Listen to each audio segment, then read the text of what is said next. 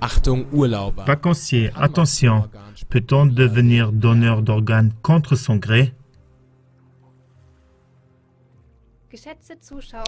Chères téléspectatrices et chers téléspectateurs, dans le monde entier, il y a un manque considérable de dons d'organes. C'est la raison pour laquelle beaucoup d'États ont édicté des lois qui viennent en aide aux dons d'organes.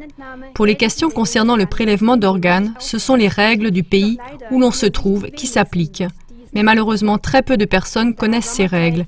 Et comme l'été signifie pour beaucoup de personnes le temps des vacances, ou sûrement aussi certains d'entre vous partent à l'étranger, nous voulons vous donner dans cette émission des informations sur quelques-unes de ces règles, afin que vous ne deveniez pas donneur d'organes contre votre gré. En Europe, il existe différentes règles.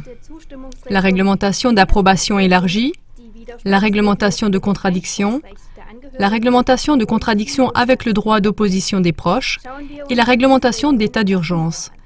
Voyons ces réglementations d'un peu plus près. Avec la réglementation d'approbation élargie, le défunt doit avoir donné son accord de son vivant pour un prélèvement d'organes. Cela est valable dans les pays suivants: le Danemark, l'Allemagne, la Grèce, la Grande-Bretagne, l'Irlande, l'Islande, la Lituanie, Malte, les Pays-Bas, la Roumanie, la Suisse et la Turquie.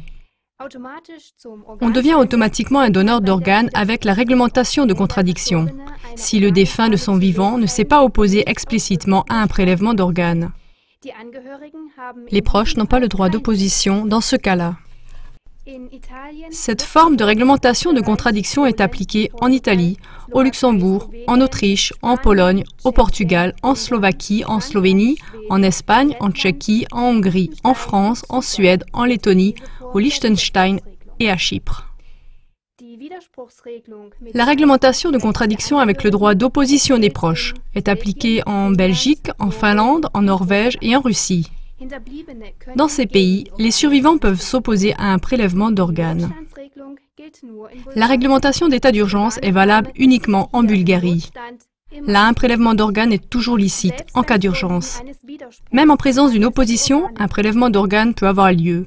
Peu importe où on part en vacances, celui qui ne veut en aucun cas donner un organe devrait l'indiquer explicitement par un nom sur sa carte de donneur d'organes et la porter toujours sur lui.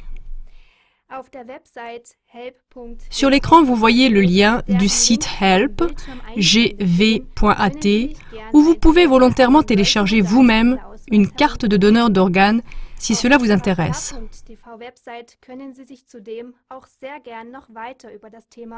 Vous êtes invité à vous informer encore plus sur le sujet du don d'organes sur notre site KLA-TV en allemand. Pour cela, nous vous recommandons particulièrement la série sur le don d'organes que vous trouverez avec la touche « Série d'émissions ». Nous regrettons que tout cela ne soit accessible pour le moment qu'en allemand. Nous vous souhaitons une soirée informative et encore un bel été.